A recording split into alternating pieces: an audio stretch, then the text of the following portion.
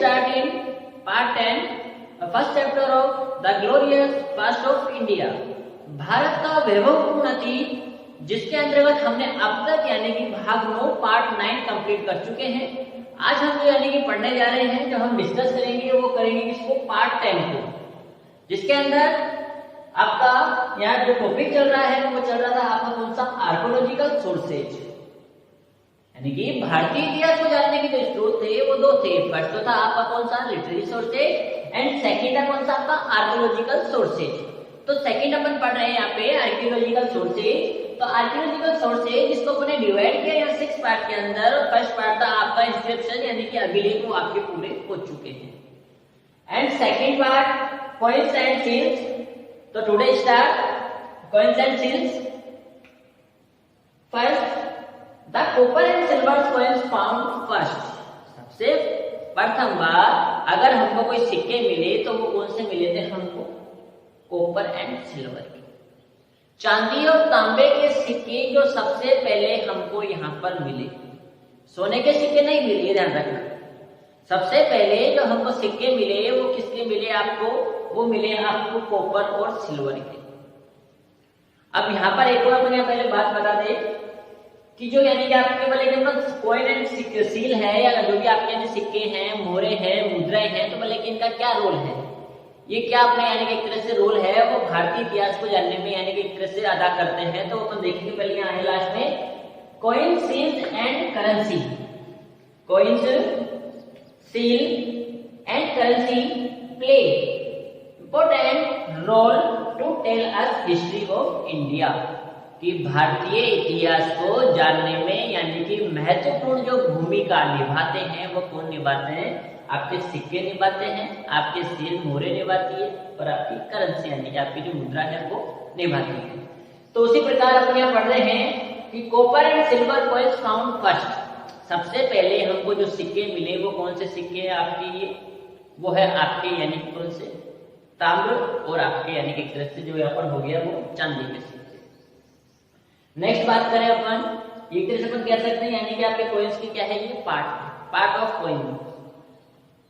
First part copper and silver coins. Second only pictures are made on them, they are no age punchmark और आहत coins. Only pictures are made, ऐसे सिक्के जिनके ऊपर सिर्फ चित्र अंकित होते थे उन सिक्कों को them they are no age punchmark और आहत, कि वे सिक्के जिनके ऊपर सिर्फ और सिर्फ चित्र अंकित होते थे उन सिक्कों को हम पंचमार्क या आहत सिक्के कहते थे। ये सिक्के भी आपके चांदी और तांबे के ही बने हुए होते थे, और ये जो हमको सबसे पहले यानी कि सिक्के मिलने प्रारंभ हुए वो हमको मिलने प्रारंभ हुए थे आपके 5000 BC टू 2000 BC। 500 ईस्वी पूर्व से लेकर के दूसरी शताब्दी ईस्वी पूर्व के मध्य जो हमें सिक्के प्राप्त हुए, उनके ऊपर किसी राजा का नाम नहीं था, किसी का चित्र नहीं था, किसी की कोई तिथि अंकित नहीं थी, किसी का कोई धर्म अंकित नहीं था, उनके ऊपर सिर्फ अंकित था तो वो क्या था, सिर्फ एक आपके पिक्चर्स, यानी कि सिर्फ और सिर्फ आपके एक चिन्ह। अब जो ये चिन्ह या चित्र हुआ करते थे वो चित्र या तो किसी पशु पक्षी या जानवर के होते थे या फिर किसी पौधे की पत्तियां पाई जाती थी। जैसे आपने पढ़ा होगा कुल चिन्ह, कि एक परिवार एक समुदाय का एक कुल चिन्ह होता था, उसी प्रकार से सिक्कों के ऊपर भी कुछ सिंबल होते थे, कुछ चिन्ह यहाँ पर अंकित किए जाते थे जिन्हें हम पंचमार्क या आहत कॉइन कहते हैं। और ये काफी आपके लिए खास भी है क्योंकि क्वेश्चन आपके कई बार पूछा गया है, पंचमार्क या आहत सिक्के किसे कहते हैं, what is punch mark coin. Next after Maurya ruler, Maurya साम्राज्य के अगर उस समय की बात करें पर, उसके बाद में the Indo Greek ruler brought out script coin. Maurya साम्राज्य के बाद में जो आपके इंडो ग्रीक यानी कि भारतीय यूनानी जो शासक हुए उनके द्वारा स्क्रिप्ट कॉइन यानी कि लेख युक्त सिक्के छापे गए, या उन्हें लेख युक्त सिक्के हैं वो ढलवाए गए, बनवाए गए। तो after Maurya ruler the Indo Greek rulers brought and script coins, यानी कि लेख युक्त सिक्के हो गए आपके। नेक्स्ट अपन बात करें यहाँ पर during Kushan region the gold and copper coin became popular, during Gupta region the gold and silver coin became popular. कि जब यानी कि हमारे देश में यहाँ पर जब कुषाण लोग आए, कुषाण जाति थी जिसका यानी कि सबसे प्रसिद्ध शासक था कौन, आपका कनिष्क। पढ़ेंगे अपन उसको नेक्स्ट सेकंड चैप्टर के अंदर कनिष्क के बारे में, सेकंड थर्ड में चैप्टर आपके वहां पर। तो उनके द्वारा यानी कि जो सिक्के यानी कि ढलवाए गए वो सबसे पहली बात तो उनसे आपके स्वर्ण मुद्रा ढलवाई। तो कई बार ये पूछा भी जाता है यहाँ पे कि एक तरह से आपके क्या प्रभाव पड़ा इन सिक्कों का, तो अपन कहेंगे कि हाँ भारतीय मुद्रा के ऊपर इसका काफी प्रभाव हमें देखने को मिलता है।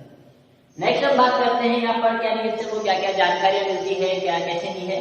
तो on coin king's name, on coin king's name यानी कि सिक्कों के ऊपर राजा का नाम। सेकेंड सिंबल ऑफ किंगडम, राज चिन्ह, सिंबल ऑफ रिलीजन, राजधर्म, and the date was inscribed, यानी कि जो सिक्के होते थे उसके ऊपर राजा का नाम होता था, राजा का यानी कि आपके राज्य चिन्ह होता था, राजा का धर्म चिन्ह होता था, और वो किस समय के अंदर डाला गया है वो तिथि भी उसके ऊपर अंकित होती थी। तो ये हमने देखा कि सिक्के से हमको क्या क्या जानकारी मिलती है। पहली जानकारी उसके ऊपर राजा का नाम होगा, उसके ऊपर राज्य चिन्ह होगा, धर्म चिन्ह होगा, कब यानी कि वो ढाला गया, कब उसको बनवाया गया वो भी उसके ऊपर तिथि अंकित होगी। Next Coins and currency play important role to tell us history of India, जो अपन ने यानी कि पहले ही बता चुके हैं, पहले ही हमने यानी कि एक तरह से यहाँ पर जानकारी दे दी, पहले ही हमने यहाँ पर चर्चा की है कि जो यानी कि एक तरह से आपके ये सिक्के हैं वो यानी कि भारतीय इतिहास, इंडियन हिस्ट्री को जानने में काफी अपना महत्वपूर्ण योगदान देते हैं, काफी यानी कि एक तरह से अपना रोल यहाँ पर प्ले करते हैं। नेक्स्ट बात करते हैं अपन veena is described on Samudragupta coins, कि समुद्रगुप्त के द्वारा जो सिक्के ढलवाए गए उनके ऊपर यानी कि एक तरह से वीणा का चित्र अंकित है। और वो वीणा है वो भी यानी कि एक तरह से कैसे, यानी कि एक तरह से वो आपके समुद्रगुप्त के द्वारा यानी कि हाथ में वीणा लिए हुए ये सिक्का यहाँ पर ढलवाया गया। That tell us they interested in music, जिससे हमें ये जानकारी मिलती है कि समुद्रगुप्त है वो यानी कि एक तरह से आपके क्या संगीत का ज्ञाता था या संगीत की वो रुचि रखता था, क्योंकि वो सिक्के के ऊपर खुद यानी कि वीणा बजाते हुए दिखाया गया है। इसका मतलब ये है कि वो संगीत प्रेमी था और संगीत का वो ज्ञाता भी था। नेक्स्ट बात करें अपन यहाँ पे the coins of real of Kumar गुप्त, कि कुमार गुप्त के द्वारा जो सिक्के ढलवाए गए, कुमार गुप्त के समय के जो सिक्के हैं, tell us that they are followers of lord Shiva, कि उन सिक्कों के ऊपर क्या एक तरफ यानी कि भगवान शिव की यानी कि उसके ऊपर चित्र अंकित था, जिसके बारे में हमें ये जानकारी मिलती है कि जो कुमार गुप्त है वो यानी कि आपके शिव धर्म से यानी कि आपके इस धर्म से संबंधित था और वो शिवा का यानी कि फॉलोअर्स था, उसका वो अनुयायी था, उसको वो मानता था। Next horse inscript on the coins, यानी कि आपके घोड़े के जो यानी कि तरह से जो चिन्ह है वो कॉइन्स के ऊपर यानी कि आपके सिक्कों के ऊपर अंकित है। और समुद्रगुप्त एंड अश्वमेध प्रकरण was written on that it gave information that he performed अश्वमेध यज्ञ, यानी कि समुद्रगुप्त की अगर हम बात करें तो समुद्रगुप्त के द्वारा जो सिक्के ढलवाए गए उन सिक्कों के ऊपर यानी कि एक तरफ तो लिखा गया है अश्वमेध प्रकरण और एक तरफ उसके ऊपर घोड़े के चिन्ह अंकित है और युग यानी कि आपके अग्नि वेदिका के चिन्ह अंकित है, जिससे हमको ये जानकारी मिलती है कि समुद्रगुप्त के द्वारा अश्वमेध यज्ञ करवाया गया। अश्वमेध यज्ञ आप सब जानते ही हैं कि यानी कि एक राजा के द्वारा अश्वमेध यज्ञ करवाया जाता है, जिसके अंदर यानी कि आपके हवन वेदिका यानी कि हवन यज्ञ करवाया जाता है, यज्ञ करवाया जाता है। और जब यज्ञ करवाया जाता है तो राजा के द्वारा एक घोड़े को सजा धजा करके यानी कि खुला छोड़ दिया जाता है। एक तरफ यज्ञ चलता रहेगा और एक तरफ यानी कि घोड़ा है वो भी चलता रहेगा। वो घोड़ा जहां तक जाता रहेगा और यानी कि जहां तक रन करता रहेगा वहां तक की यानी कि समस्त जो सीमा होगी वो यज्ञ करवाने वाले राजा की हो जाएगी। और जहां कहीं पर भी उस घोड़े को अगर रोक लिया गया तो वो यानी कि जिस भी राजा ने या जिस सीमा क्षेत्र के अंदर घोड़े को रोका है उससे यानी कि उसको युद्ध करना पड़ेगा। अब यानी कि या तो वो भाई अगर राज्य से वो दे देता तो घोड़े को जाने देता, अब वो अपनी सीमा में से अगर घोड़े को नहीं जाने दे रहा है इसका मतलब ये है कि वो अपनी सीमा इस राजा को नहीं देना चाहता। अब यानी कि वो युद्ध के लिए ललकार रहा है, जैसा कि यानी कि आपने देखा होगा रामायण के अंदर जो सीरियल अभी आप लोग देख रहे हैं कि रामायण के अंदर जो यानी कि एक तरह से भगवान रामचंद्र के द्वारा अश्वमेध यज्ञ करवाया जाता है, और उसके अंतर्गत यानी कि जो अश्वमेध का यानी कि जो घोड़ा है वो छोड़ा जाता है कि रामचंद्र अपनी सीमा यानी कि कहां तक है। तो उस घोड़े को किसी ने भी नहीं रोका, काफी राज्यों से काफी जगह से यानी कि एक तरह से वो निकल गया, लेकिन उस घोड़े को कहीं पर भी नहीं रोका गया। लेकिन उस घोड़े को जब लास्ट के अंदर रोका गया तो वो लवकुश के द्वारा रोका, और लवकुश ने यानी कि एक तरह से, जब ये बात आपको पता है कि अश्वमेध यज्ञ होगा, जिसने भी यानी कि घोड़े को रोक लिया उसका यानी कि उससे युद्ध संभव है। दोनों बातों को लवकुश को काफी समझाया गया, लेकिन उन्होंने नहीं माना, तो अंत के अंदर यानी कि भगवान राम को ही उनके सामने युद्ध के लिए यानी कि उपस्थित होना पड़ा। तो ऐसे यानी कि अश्वमेध यज्ञ था, जिसकी जानकारी हमें यानी मिलती है कि समुद्रगुप्त के द्वारा भी अश्वमेध यज्ञ करवाया गया था, और उस बात की जानकारी हमें सिर्फ इसके सिक्कों से मिलती है। Next, from Jogalthembi. ये जोगलथांबी है वो हमारे राजस्थान से रिलेटेड है, ये यानी कि एक तरह से आपके जो राजस्थान है, राजस्थान के अंदर ये पड़ता है। From Jogalthembi point we get information about such Satavahana rulers, कि जो यानी कि आपके फ्रॉम जोगलथांबी के यानी कि एक तरह से आपको उस समय के जो सिक्के हैं और जगह पे जो सिक्के मिले हैं वो यानी कि एक तरह से आपके किसके शक और सातवाहन जो रूलर है उनकी जानकारी प्रदर्शित कराते हैं। लेकिन ये सिक्के हैं वो कौन से यानी कि स्टेट से मिले, आपके राजस्थान स्टेट के अंदर ये यानी कि एक तरह से आपको देखने को मिलेंगे। अब हम यहाँ पर देखा हमने कि जो आपके आर्कियोलॉजिकल सोर्सेज था, जिसका सेकंड पार्ट था आपका कॉइन्स एंड सील्स, तो इसी के अंदर अपन ने देखा यानी कि एक तरह से आपके जो सबसे पहले इसके पार्ट देखे अपन ने यहाँ पर थर्ड फोर्थ जो भी पार्ट थे कि आपका फर्स्ट कॉपर एंड सिल्वर हो गया, सेकंड आपके यानी कि ओनली पिक्चर वाले हो गए, फिर उसके बाद में आपके स्क्रिप्ट हो गए, और लास्ट के अंदर आपके गोल्ड हो गए। वही यहाँ पर एक अपन बात करा रहे गुप्तकालीन सिक्के, गुप्तकालीन स्वर्ण सिक्के। लेकिन यहाँ पर जो अपन ने देखा है यानी कि ड्यूरिंग गुप्त रीजन, जो आपके गुप्त के समय के अंदर जो सोने के सिक्के बने थे उस समय के अंदर इन सोने के सिक्कों को यानी कि दिनार कहा जाता था। पूछ ले कभी आपके कि गुप्तकालीन सोने के सिक्के को क्या कहा जाता था, तो उन्हें दिनार कहा जाता था, और गुप्तकालीन जो चांदी के सिक्के थे उनको रूपक कहा जाता था। ये तो गुप्तकालीन समय है, उस समय के अंदर जो गोल्ड था, गोल्ड कालीन जो सिक्के थे इनको कहा जाता था दिनार एंड सिल्वर, और जो आपके यानी कि जो चांदी के सिक्के थे इनको कहा जाता था क्या, रूपक। तो ये दोनों शब्द आपको याद होने चाहिए कि जो यानी कि गुप्तकालीन समय के अंदर जो यानी कि सोने के सिक्के थे उनको दिनार कहा जाता था, और जो चांदी के सिक्के थे उनको रूपक कहा जाता था। ठीक है, आई होप यहाँ तक आपको सभी को समझ में आया होगा। अब इसी के आगे अपन यहाँ पर देखते हैं कुछ यानी कि इनको इनसे हमको और भी काफी यानी कि इंफॉर्मेशन मिलती है, जिनको हम यहाँ पर यानी कि एक तरह से क्रम से देखेंगे। एक बार फिर से इनको अपन यानी कि एक तरह से आगे देखते हैं। तो फर्स्ट अगर अपन यहाँ बात करें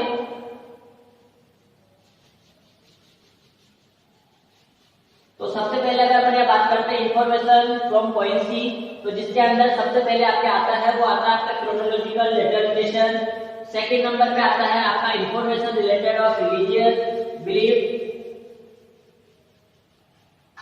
तो उन सभी बिंदुओं को अपन एक बार यहाँ क्रम से देखेंगे कि कौन कौन से यानी एक तरह से आपके यहाँ पर तथ्य हैं और उनसे हमको यानी एक तरह से आपकी जानकारी मिलती है। तो यहाँ पर अपन देखेंगे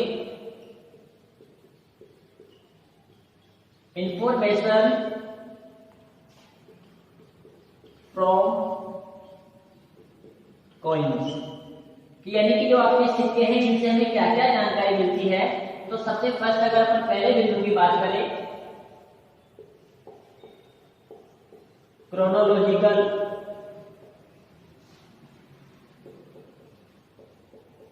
डिटरमिनेशन, यानी कि क्या हुआ ये आपका सबसे पहला जो बिंदु है क्रोनोलॉजिकल डिटरमिनेशन, यानी कि हमको तिथि युक्त यानी कि सम समय की यानी कि एक तरह से जानकारी है वो उस समय की यानी कि हमको किससे पता लगती थी, वो आपके सिक्कों से ही पता लगती थी। सेकेंड नंबर पर अपन बात करें यहाँ पर तो वो है आपका इंफॉर्मेशन। सेकेंड कौन सा हो गया, information related two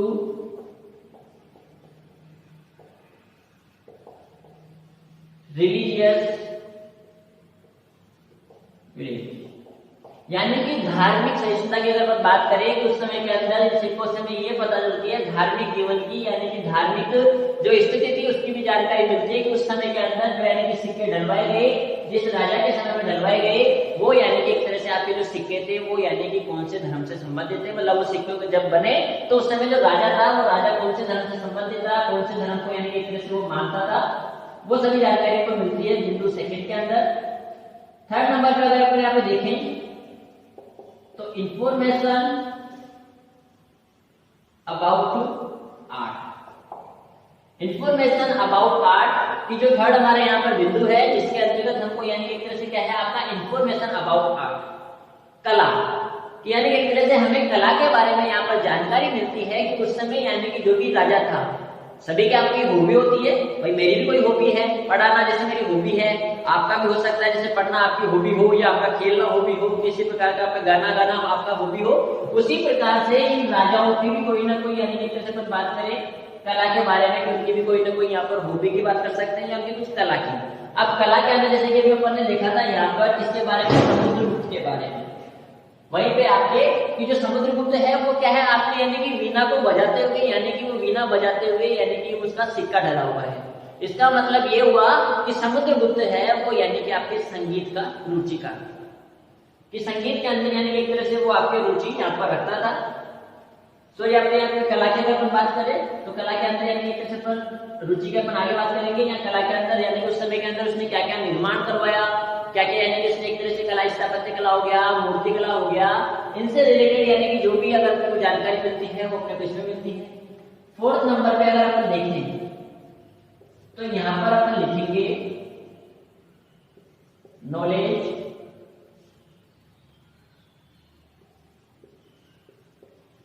of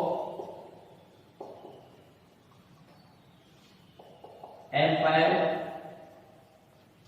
bounding.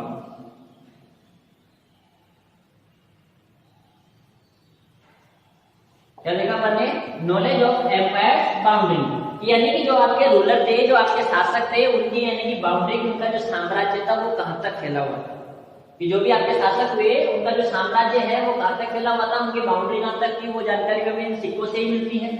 Next हम यहाँ बात करें तो वहां पर अपन लेंगे एक और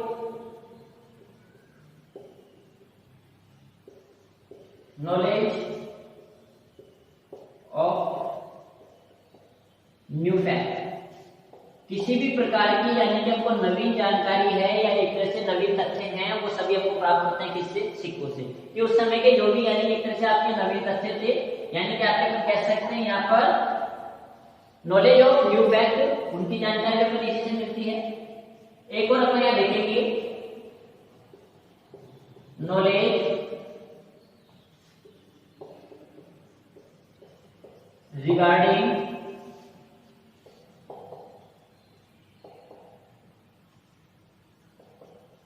इंटरेस्ट ऑफ रूलर्स। क्या देखा हमने यहाँ पर कि knowledge regarding interest of ruler, यानी कि अपन जब यहाँ बात कर रहे थे अभी ऊपर आर्ट के अंदर कि उनकी यानी कि एक तरह से रुचि के बारे में, कि उनका यानी कि एक तरह से इंटरेस्ट किसके अंदर है, उनकी यानी कि अभिरुचि है वो किस चीज के अंतर्गत है, वो जानकारी हमको किससे मिलती है, सिक्कों से मिलती है। जैसे यहाँ देखा वीणा बजाते हुए, उसी प्रकार से यहाँ पर भी यानी कि जानकारी है वो हमें किससे मिलती है, इन्हीं सिक्कों से मिलती है। एंड लास्ट अगर हमने बात करें बिंदु की तो वो होगा हमारा कौन सा, इंफॉर्मेशन अबाउट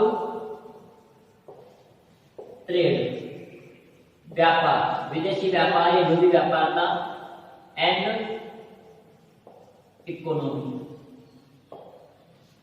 कि यहां पर अपन ने देखा कि यानी एक तरह से इंफॉर्मेशन फ्रॉम पॉइंट, तो यहाँ पर अपन उसको यानी एक तरह से यहाँ पर 7 बिंदु लिखे हैं, इसको डिवाइड किया अपन 7 पार्ट में। फर्स्ट आपका क्रोनोलॉजिकल डेटर्मिनेशन, यानी कि आपके तिथि युक्त यानी कि तथ्य प्राप्त होते हैं। यहाँ पर information related of religious belief, धार्मिक यानी कि आपको जानकारी मिलती है। इंफॉर्मेशन अबाउट आर्ट, यानी कि कला की जानकारी मिलती है। नॉलेज ऑफ एम्पायर बाउंड्री, यानी कि आपके शासक की जो सीमा है वो कहां तक है उसकी जानकारी मिलती है। नॉलेज ऑफ न्यू फैक्ट, नवी तथ्य प्राप्त होते हैं। Knowledge regarding interest of rulers, यानी कि एक तरह से शासक की रुचि किसमें है वो जानकारी मिलती है।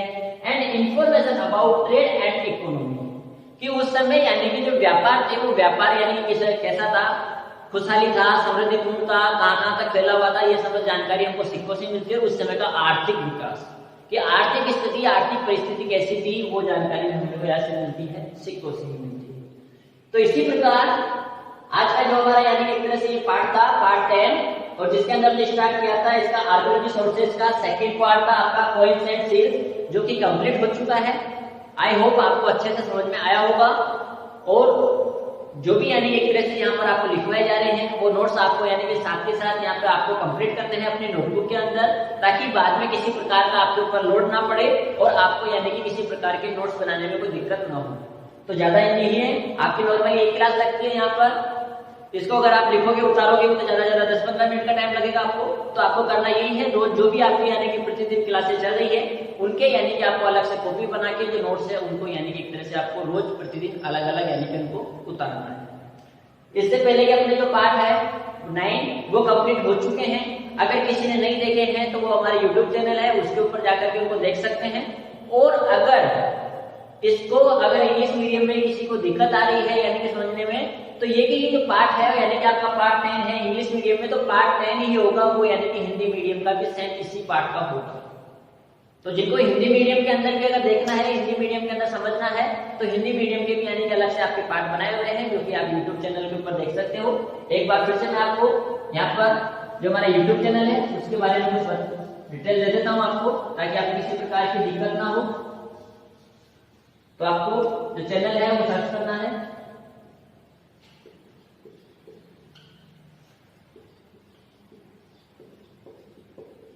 अर्जुन क्लासेज यूपीएससी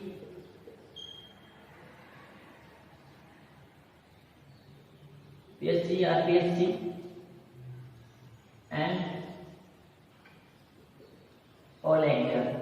ठीक है, तो आप जो भी कोई दिक्कत हो और ये बाकी के जो पार्ट जैसे नहीं देखे हैं तो YouTube चैनल के ऊपर आप Arjun classes UPSC RPSC and all exam इसको यानी कि आप एक तरह से वहां पर देख सकते हैं। और आगे के अगर जो वीडियो है किसी प्रकार के आपके जो भी नई अपडेट है तो आप यानी कि हमारे चैनल है इसको सब्सक्राइब कर सकते हैं और वहां पर यानी कि आपको सभी प्रकार के जो वीडियो है वहां पर जो भी नए नए वीडियो आपको आएंगे वो आपके यहाँ पर एक तरह से मिल जाएंगे। और इसी के साथ साथ हमारे जो नेक्स्ट कुछ क्लासें होगी वो अदर सब्जेक्ट्स की भी यानी कि एक तरह से चालू की जाएगी, जिसके अंदर एक आपके लिए जीके की एक अलग से क्लास होगी, वो आपकी बहुत जल्दी स्टार्ट की जाएगी, वो भी ऑनलाइन होगी। तो ठीक है, आज इतना ही। नेक्स्ट हमारी जो मुलाकात होगी वो होगी आपके पार्ट 11 के अंतर्गत, जिसके अंदर अपन आर्कियोलॉजी सोर्सेज के जो यानी कि नेक्स्ट पार्ट होगा आपका 3rd, उसको अपन वहां पर पढ़ेंगे।